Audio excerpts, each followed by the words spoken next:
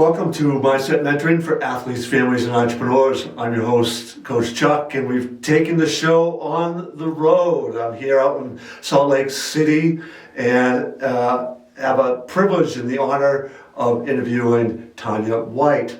Tonya is a best-selling author, speaker, coach, who's got 15 years experience in the financial industry with her MBA and multiple top-level certifications. Tonya blends emotional, practical aspects of finance to empower individuals in building lasting legacies. She is a very creative person who enjoys photography, crafts, and has won multiple first-place awards in cooking and baking contests. And most importantly, Tonya is a philanthropist who is most passionate about giving back and making a positive impact in people's lives. It's an honor and privilege to welcome Tonya White to the show. So thank you. Thank you, Chuck.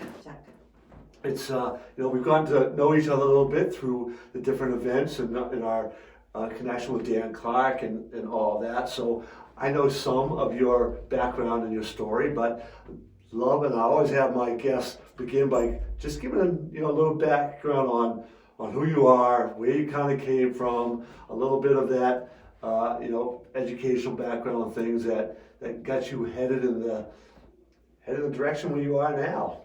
Yeah, thank you so much.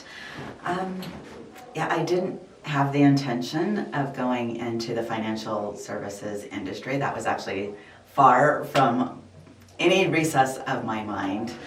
Actually, when I was a little girl, I wanted to be a ballerina.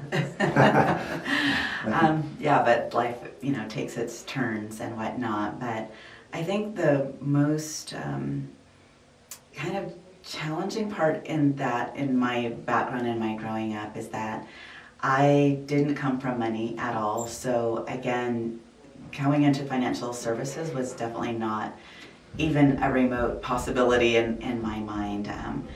I come from a single parent home. My parents divorced when I was fairly young, and it was really challenging. My mom, as a single parent, being forced into the workforce, basically barely above a minimum wage job, supporting 4 children without any financial support. So it was really challenging at times, keeping food on the table, the lights on, and all of that.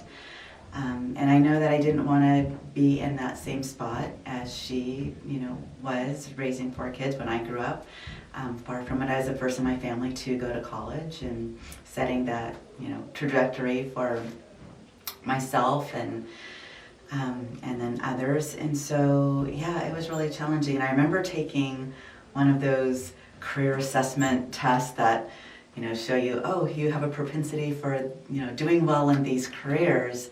And one of them was financial services, and I just thought, oh my God, first of all, yuck.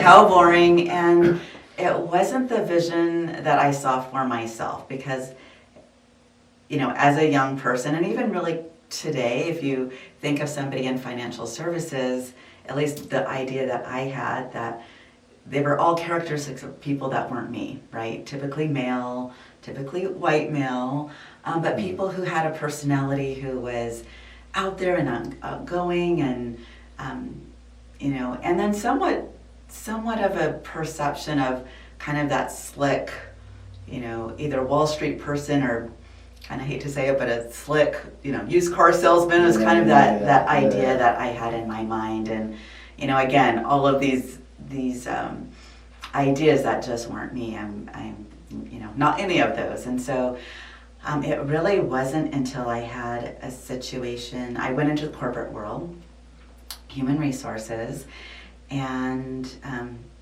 loved that. I climbed the corporate ladder, basically from entry level all the way up to a VP in the corporate world, and never ever thought that I would leave that space. But then I had my firstborn, and priorities changed. And it was really important for me, especially he had a lot of medical issues. And it was really important for me to be there for him. So I did leave the corporate space. And when I was looking to go back, I didn't want to go back in the work world into the same field. Well, first of all, I felt I would have had to take a significant step down because I left at a VP level, but being so far away from that space, things change, especially employment laws, things change constantly all the time. And a friend of mine, and I wanted that balance of still being there for my family, right? And, once he was in school part-time, kindergarten, that's the time that I just wanted to go back. And so a friend of mine, we were having lunch, and she said, you know what? I have this girlfriend, Ashley, and she loves what she does. She's in financial services.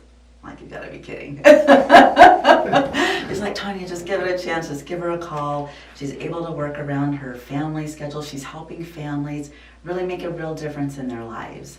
And so I had that conversation, and that just opened up a whole new space of kind of a huge paradigm shift for me, coming from it from a different aspect. And I thought, if I were to take this step, I really could help people, because there's a lot of people who, like me, have these certain ideas of people in this space. And I just thought if I could bring warmth and nurturing to the financial arena, where people didn't feel like all this judgment and shame around whatever it is that they know or don't know, and what they're doing, what they're not doing, that could be really powerful. That could be really powerful. So that's how I came to be in financial services. Yeah. I want to kind of go back a little bit, because you said growing up with a single mom, and obviously finances are tough there. Yeah. What were some of those stories that you told yourself then about money and things, and how did that then come to either drive you in one direction, or maybe even put up some little barriers? Because part of what I do when I'm talking about mindset a lot is I kind of talk about these stories that people tell themselves. So from that background, there must have been things that you learned about money or thought you knew about money that began to influence you early on. How does those lessons early on, how that shaped not just the direction, but what you do specifically right now? So if you think about those years, what was it that you take from them that are making you the good coach that you are, and all of that?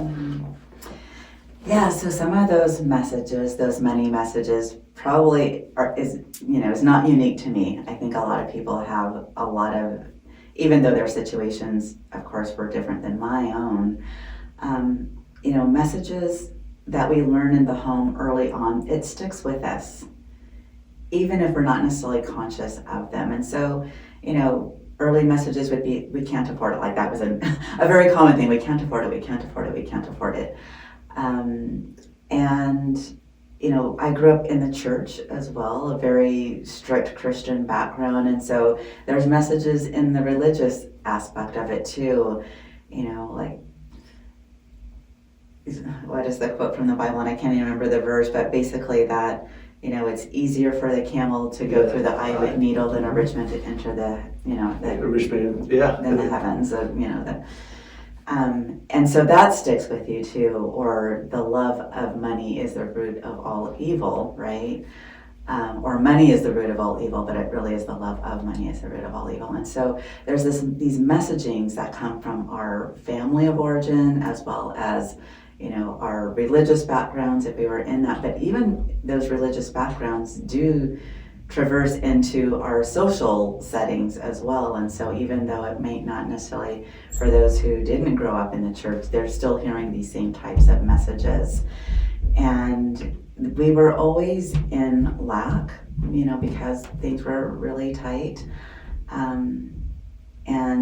Seeing my mom really struggle with that as well, being the sole provider for 4 children, me being the oldest. And those early messages, it does really have an impact. And so just even from the perspective, especially being the first person to go to college, thankfully I went to a high school where most of the kids, I think we had a 90% rate of kids going on to secondary or, on to college. Yeah. And so luckily I had that going for me, so it was kind of expected among my peers. But had I been to a school that wasn't the case, I don't know what my, trajectory would have been there. And then, there's other situations, family situations too, that, kind of knocked me down a few pegs in terms of like what possibilities I potentially had for myself. And so that can be really challenging to work through and to, and again, luckily I had people in my life, friends or peers or that can give me different insights and perspectives that I didn't necessarily have in the home. Yeah, I've done a bunch of YouTube videos and all, and some of them are on financial literacy and working in public education for a long time, and now my children are young adults and seeing with their peers and all, and their schools I don't think do a good job, and even families I'm not even sure I did as good a job as I should have with this idea of financial literacy, because there's so much that plays into it. It's not just about those beliefs that we're bringing in, like we just kind of had a little discussion briefly about, but I don't know that people really understand money, wealth accumulation, the language of it, what it takes. Now, you went on, you got your MBA, you got the years experience in corporate world, but I still think that's the lessons there are powerful, important, help shape things, but it's still a little bit different than somebody who's trying to like manage the resources and invest, make it grow, prepare for the future, all those things. Is there what lessons did you take from the education, MBA, corporate world, from your own upbringing to then shape what it is that you're doing now? Because it seems like there must be things that you learn from finance and all that book kind of stuff, and the real life experiences, right? And those that have influenced you and are helping you help others. Is just anything there you want to share with us? It's interesting that you mentioned that, because in our education system, there isn't financial literacy courses. Like, there's no requirement in most states for any level of financial literacy, or wasn't when I was going to school. Even now, there are, I think, 5 states that require at least 1 semester of financial literacy in order to graduate high school. So most states do not. Most states require sex education, but financial education, which is really so critical, most states do not have that requirement. Oregon doesn't have that requirement. California, where I now live, doesn't have that requirement. Utah, actually where we're at right now, they actually do have a requirement. One of the higher requirements, at least 2 semesters of financial literacy. So it is something that we are lacking in our school systems, because if we're not learning it in the home, which many are not, and if we're not learning it in school, then we're learning it in the school of hard knocks. Basically, it's what it comes down to. And, and as others provide advice in terms of what their own situation is, it may not necessarily be the appropriate way of handling things. Everyone's situation really is so different.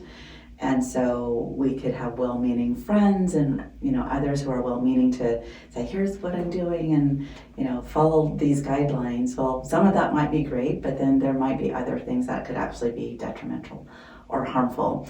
So in terms of, really what somebody's wanting to accomplish. So it really wasn't until I entered this field that I really, really understood the basics of, financial foundations. Of course, before that I was, contributing to my 401k, but even with that, when I started the corporate world, it was like, okay, make these contributions. No one is really helping you with the investment options with that, in terms of like, what really you should be doing there. And there's, especially being in HR, that's the field that I went into later after entering the corporate world. They're not able to really provide guidance on that as well. And so, so it can be really challenging. You're doing these things that you think are good things to do, but without really guidance on how to do it. And the thought when I was first starting in corporate was like, well, just contribute as much as you can. Taxes will be lower when you're in retirement. Well, will they be lower in retirement? We're actually at the lowest tax rate in historical records right now, and even back then too. So that's not necessarily, we have these ideas of what we think is true, but may not necessarily be true. So if what you thought to be true about money and finances actually turned out not to be true, even in one area, when would you want to know that, right? Yeah. And so that financial literacy, that financial knowledge really is a really important aspect. Not that somebody has to know everything about it, but there are some key things that are really important to know, and based on your goals, dreams, and desires, and your propensity towards certain things. It's not a cookie cutter approach, or it shouldn't be a cookie cutter approach anyway. But yeah, I didn't really have that understanding until I came into the field.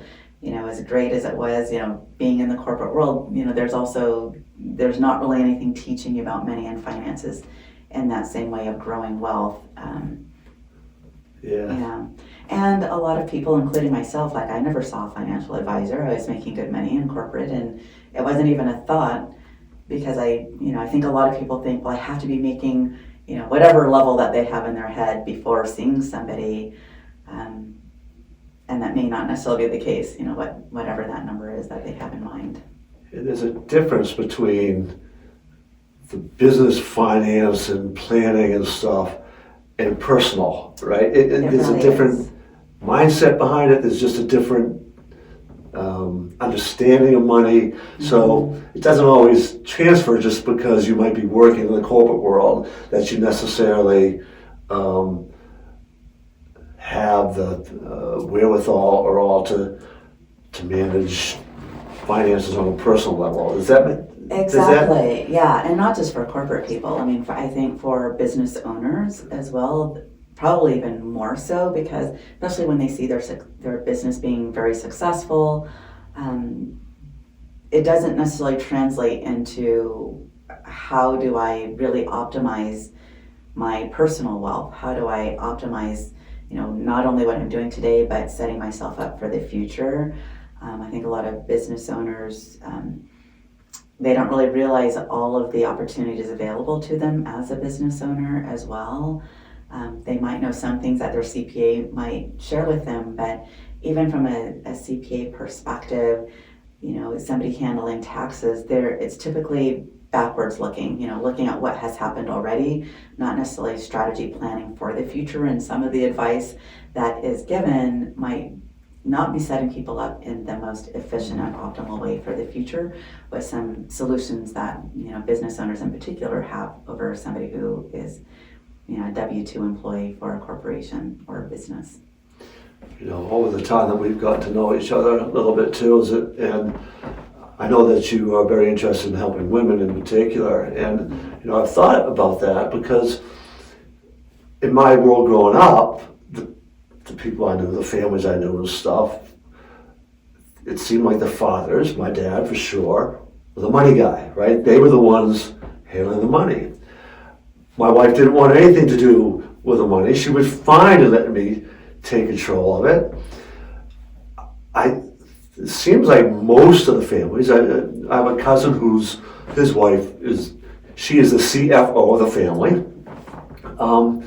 But it seems like women haven't, well, if we're saying kids in general aren't getting it, it seems like it's even worse for women. Is that what's partly drawn you to wanting to work more with women, or can you kind of tell us your perspective on that? Is there a difference in how we perceive money or how we are taught about money between the sexes?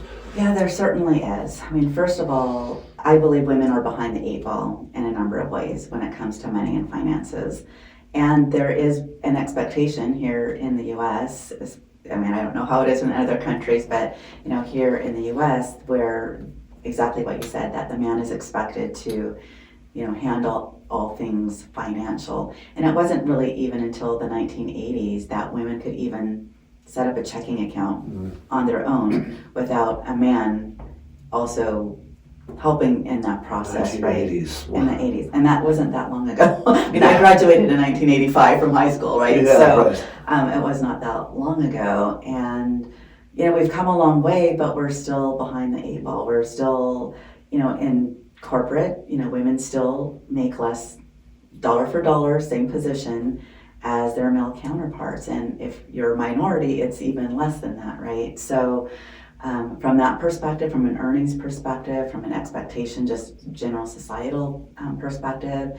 The other thing that, there are key risk areas that I share with women that are key risk areas that aren't to the same level as men. Normally when people think of risk when it comes to money and finances, they think of the stock market, right? But there are many other risks that people should be aware of. Some of them that specifically relate to women is that longevity risk. Women typically live longer than men. And because we take ourselves out of the workforce, as I did myself, when I took myself out of the workforce, I wasn't thinking about all of the things, and I probably still would have come to that decision, but I went into it blind. I wasn't necessarily thinking about, oh, I'm no longer contributing to my 401k, right? Because you're not working. So you're taking yourself out of this, area to be able to provide for the future. So I didn't have that going for me then. Women tend to also make or put less contributions towards their retirement than men do on average. And we are the ones that are generally the caregivers, not only for small children as we're raising them, but for our elderly parents. And I've had that experience as well. And so there's these different periods of time, and that not only affects our contributions for our retirement years, but it also affects our Social Security earnings. Social Security is based on your 35 highest earning years. And so if we're removing ourselves during these different periods of time, we're also, lowering our ability to even for those benefits as well. So there's a lot of things. And again, it's not that I would have necessarily made a different choice, but maybe I would have set something up differently during those time periods to help make up for that and at least not go in blind, but have eyes wide open for those types of decisions. So it's a lot of what you're doing then, you're a coach, author, speaker, educational. I mean, you aren't really taking people's portfolios and managing that as much as education, or is it a combination of the two things? Or, how do you see your role when you are coaching somebody, helping somebody in this area? Yeah, I actually have two separate businesses. So I am actually a financial planner, financial advisor, and that's my separate practice. I'm securities licensed and all of that.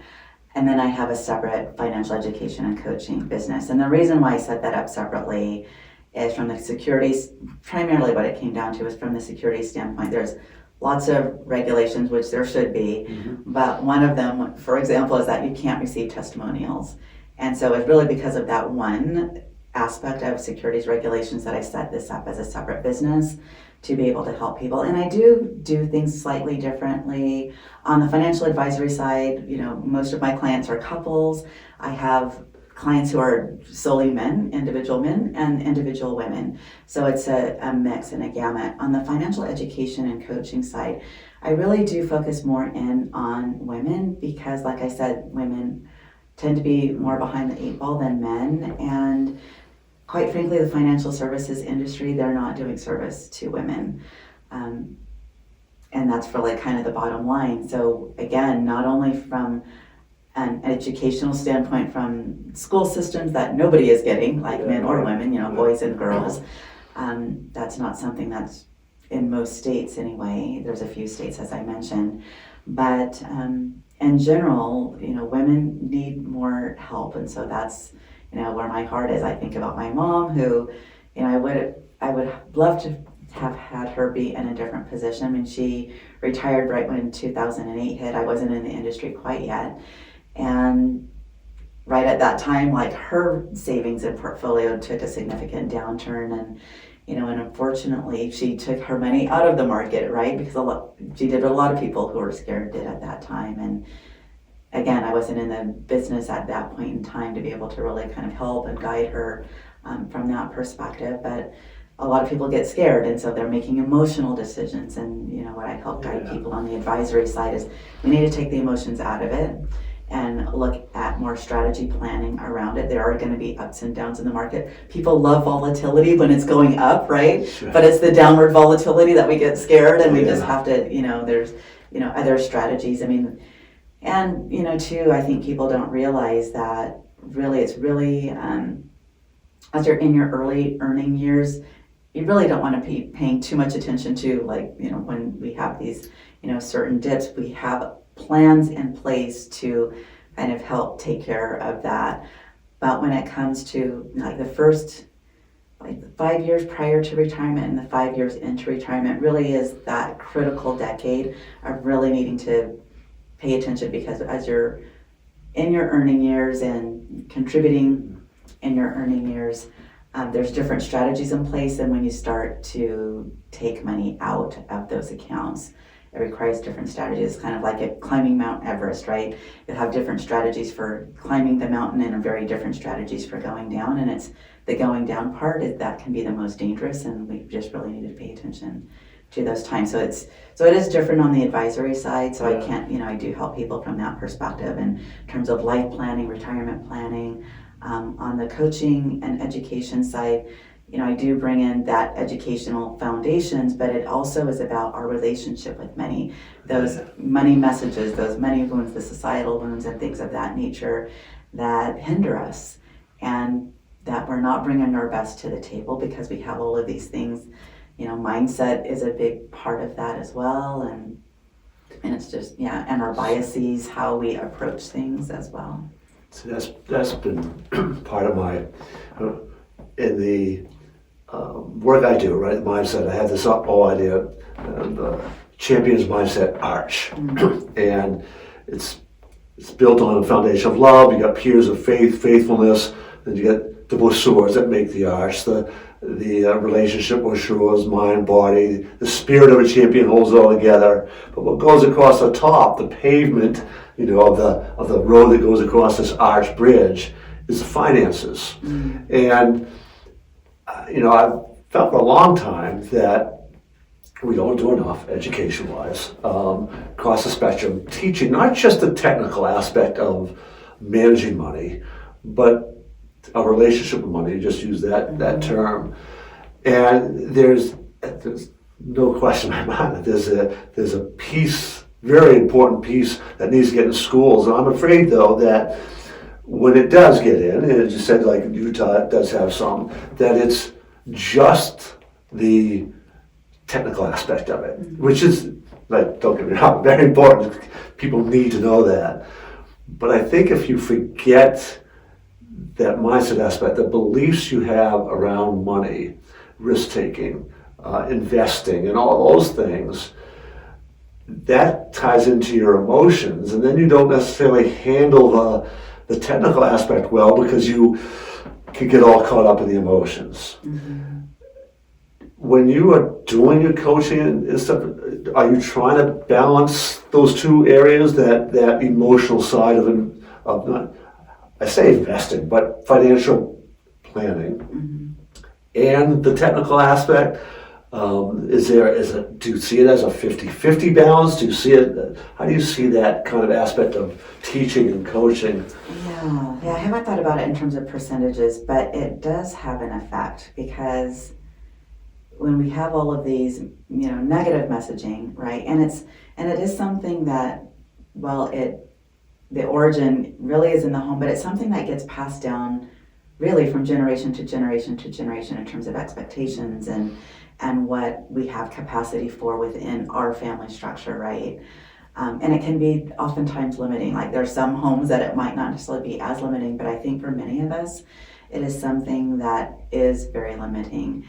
So much so that it can actually go into the cellular structure of our bodies, where it's like we have these, from a feeling perspective as well, like these tinges of that stop us, I'm not good enough for this. This isn't, right for me or whatever, that stop us or make us think that we can't, we can't achieve this. We can't do this. That's for somebody else. And that there's no way that this lifestyle or these things that I would desire in my life will have. God put something on your heart. There's something there for you, right? And but these messages can hinder that, right? It can hinder that. And so that affects our decisions about what we do and how we do it, and resources that we may block unknowingly, not even on a conscious level. Yeah. Yeah, that's the part I deal with a lot, right? So, and the stories we tell ourselves and how it influences so much. We're near the end of our time. I really appreciate you taking the time out. People want to get in touch with you. What's the best way for them to get in touch with you and learn about all the stuff you do? Yeah, Tonya360.com, TONYA360.com. Fantastic. And we'll put that when I get this put together and we get it aired, we'll let you know, but it'll also be in the description of that. And for all of you out there, again, this is a little bit shorter than my usual ones. Just kind of, I'm on the road, so things are a little bit different. But I really appreciate Tonya taking the time out. And it, all the things she said it just reinforces a lot of the message I have, and which is really partly why I'm doing this mentorship program, because we cover so much about these stories people tell yourself and its impact in all those different areas of your life, including the financial. And while during that mentorship we don't necessarily get into the technical aspect of money management or anything like that, we uncover a lot of those beliefs and things you will have, and it's going to then enable you to open up and learn a lot more and manage your emotions and behavior that impacts so many different areas of your life. So the Champions Mindset Mentorship, I would encourage you to go there, take a look at that, and schedule a discovery call where we can just kind of talk about that. So until the next time, go out and live life to its fullest.